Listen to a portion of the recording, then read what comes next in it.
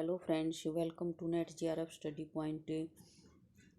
Net JRF study point में आपका स्वागत है। तो फ्रेंड्स, मैं इंग्लिश मीडियम से पेपर 1 और पेपर 2 करवाती हूँ। पेपर 2 मेरा कंप्यूटर साइंस है। तो अब मैंने बहुत ही बेसिक से पेपर 1 की तैयारी शुरू कर रखी है और मैं कई वीडियोज़ अपलोड कर चुकी हूँ। और अब मैंने ये शुरू किया हुआ है टीचिंग एप्टीट्यूड।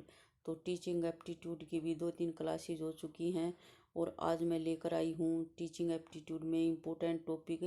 इस टॉपिक से भी कई प्रकार के क्वेश्चन बनते हैं हमारे एग्ज़ाम में, तो ये बहुत ही इम्पोर्टेंट टॉपिक है, तो आप इन्हें ज़रूर करें।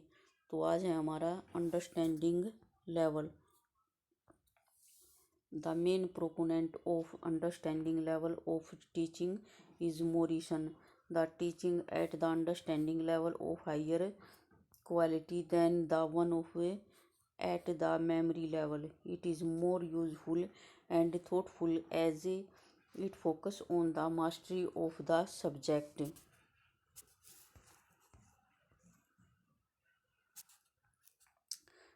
Teaching is done to develop intellectual behavior.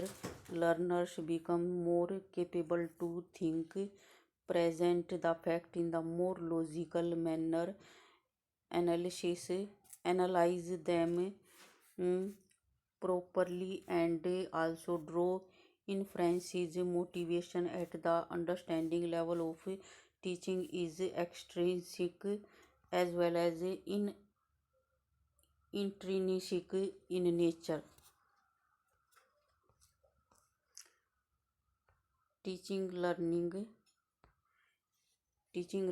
at the understanding level emphasizes seeing solitary facts in relation to general principle. It involves exploration, presentation, assimilation, organization, and recitation through oral presentation or in the form of written paper. This type of teaching learning can be carried out with the students in upper primary,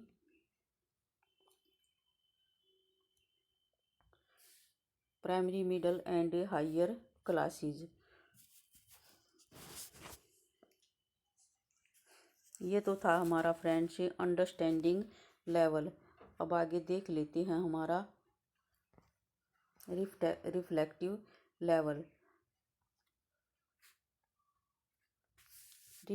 Reflective level of teaching is also known as a introspective level. Hunt is the main proponent of reflective level of teaching. It is the highest and the most practical level of teaching. This level basically involves the use of the scientific method to understand the problems.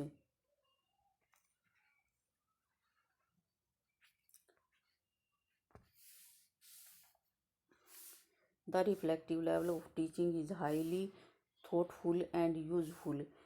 A learner can achieve the level only after memory level and understanding level. Students at this level develop curiosity, interest, inquiry, persistence, with culminates in a scientifically determined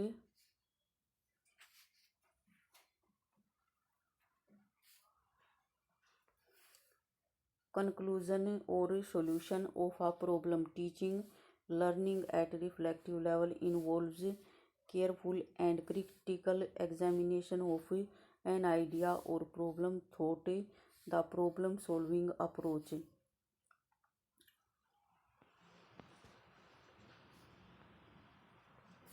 It is the only possible at the high school level, as older learners usually develop certain habits and abilities that were not strong in earlier. तो friends, आज हमने इस video के माध्यम से memory level और reflective level के बारे में जाना कि ये क्या होता है। तो फ्रेंड्स, अंडरस्टैंडिंग लेवल और रिफ्लेक्टिव लेवल की थोड़ी सी हिंदी हम देख लेते हैं।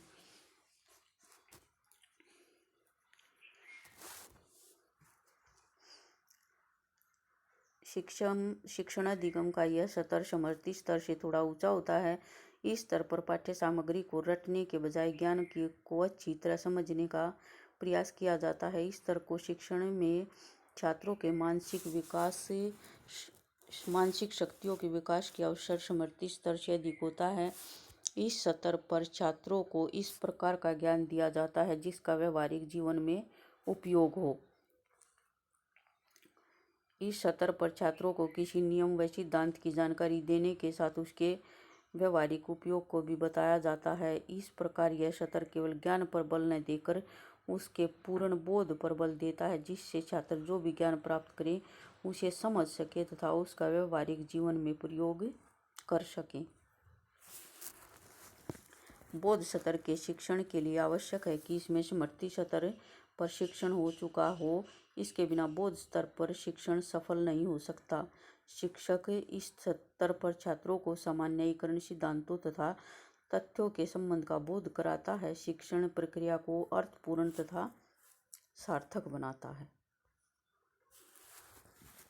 बोध स्तर के शिक्षण में शिक्षक छात्रों के समक्ष पाठ्य वस्तु को इस प्रकार प्रस्तुत करता है कि छात्रों को बोध के लिए अधिक से अधिक अवसर मिले और छात्रों में आवश्यक सूझबूझ उत्पन्न हो।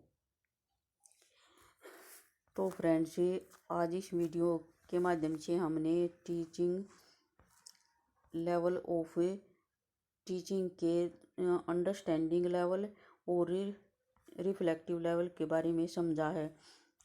तो फ्रेंड्स, आगे आने वाली वीडियोस में मैं और इम्पोर्टेंट टॉपिक लेकर आऊँगी। तब तक के लिए फ्रेंड्स, थैंक यू।